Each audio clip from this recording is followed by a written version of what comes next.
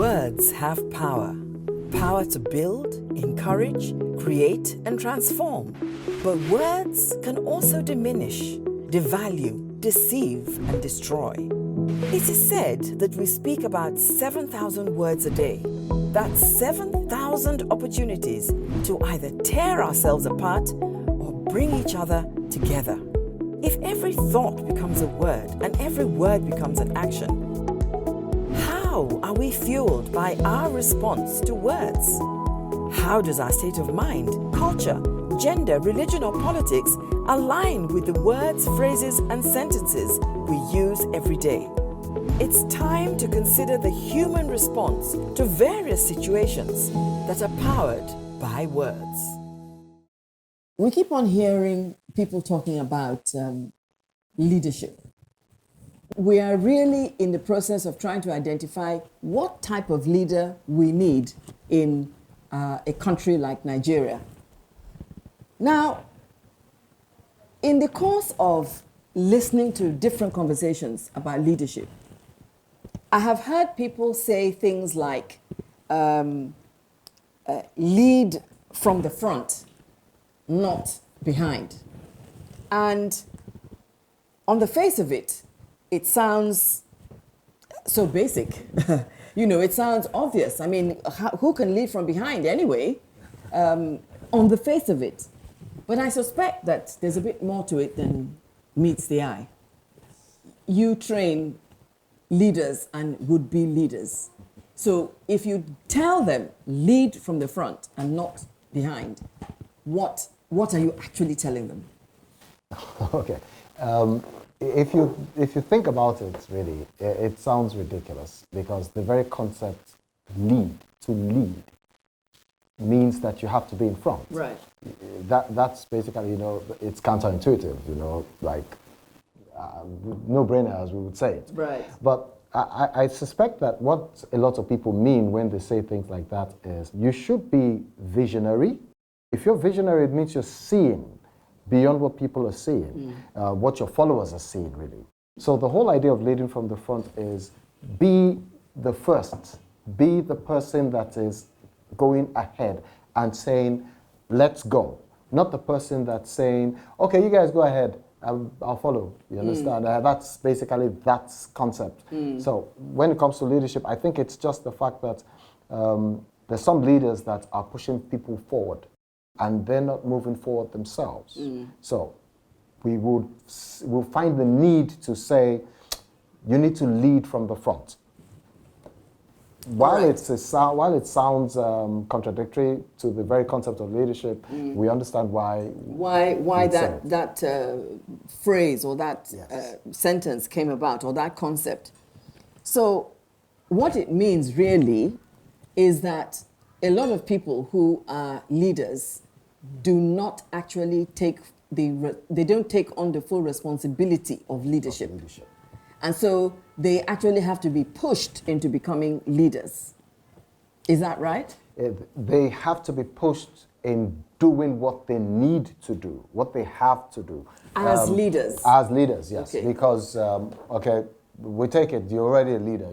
They've already given you the position. The question now is, what do you do? So there's some people who, they don't take responsibility for whatever it is that's happening or going wrong. It's always somebody else's fault.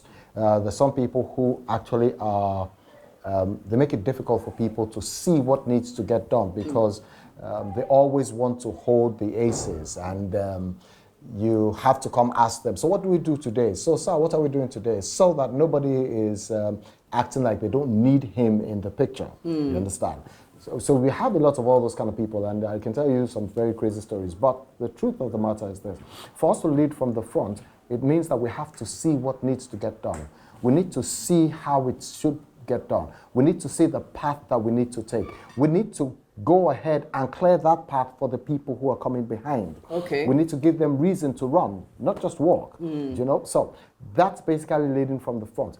You're seeing the whole thing. When we use the term leadership, part of leadership is to supervise. But the word supervise, a lot of times we see it, and what runs in our head is to oversee. That's what runs in their head. But the concept of the word to supervise simply means to see beyond, because of the word vise, for that word, Yes, like the word from- visor. from vision. Yes, from vision. It means to see. Actually, literally, it means to see beyond. To see beyond what these people who follow you are seeing. To know and understand beyond what they understand. That's why you can point the way. But then for you to point the way, for them to see you pointing the way, you have to be in front of them. So, what's the place of teamwork in a concept like this?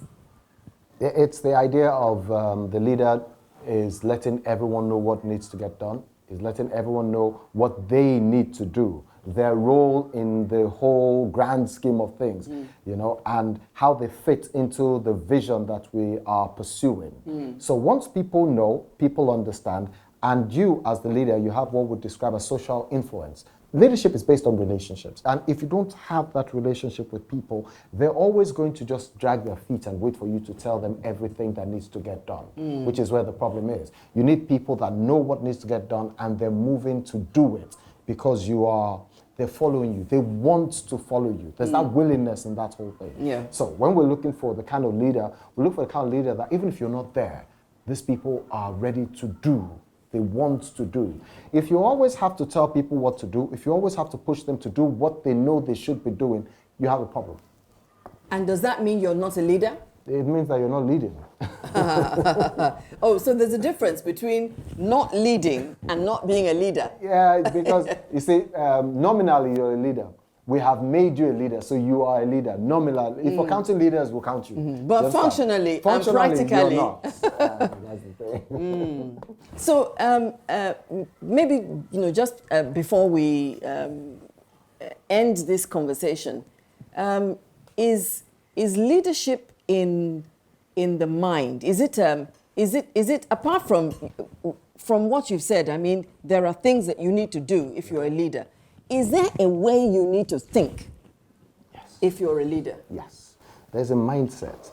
There is that the task first, no, the people first, then the task. There is a, the Germans will call it Weltanschauung. I can't remember, but the meaning of that is a worldview, how you see the world, how you see and interpret the things that you see.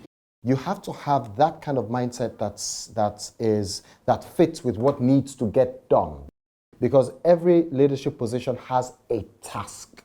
And that task is, we need to get these people to do this thing. You're not the one doing it. They are the ones that are doing it. You're not hands-on. Because the higher up you go on any corporate ladder, the more supervisory your role becomes. So you're supervisory. And for you to be supervisory, you have to be able to see. You understand? And for you to see, you have to be the kind of person that people want to say, okay, that's what he's seeing. Let's do that. There has to be willingness. And if people can't find that willingness because of the kind of person you are, if people can't actually follow you because they don't have that relationship that would motivate, ginger them, give them reason, if they can't find that, then you're not leading. So that's where character comes in leadership. Yes, character. Yes, character. The kind of person you are. We call it personal power. What you bring to that position. You know, the relationship, whatever it is that you bring to that relationship, that position, that's personal power. A lot of leaders lack personal power, so they lean heavily on their subordinates. Yes, so it's their position, their authority and all that, so their threats and all that, because they lack personal power. Okay, so, well, character, definitely a leader needs.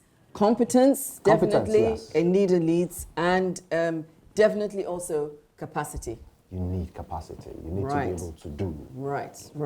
Thank you very much, Leslie. Thank you. So, not quite as simple It's not as quite it looks. as simple as it sounds. Yes. But it makes absolute sense. It makes sense. Yeah. Thanks a lot. Thank you very much. I'm grateful. Thank you.